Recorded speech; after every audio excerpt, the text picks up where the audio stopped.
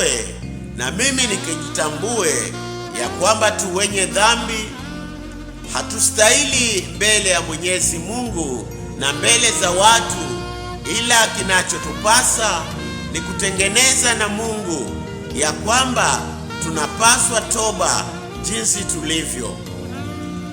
Warumi mlango wa 3 mstari wa 23 unasema wote wametenda dhambi na kupungukiwa na utukufu wa Mungu.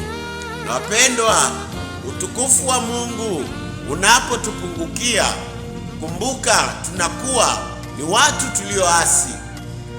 Uasi mbele ya Mwenyezi Mungu anatutenga na upendo wake, anatutenga na furaha na tumaini ambayo ilikuwa tupate, ila tunapomrudi kwa kweli kwa kutubu na kutengeneza na Mungu. Mungu ni mwaminifu.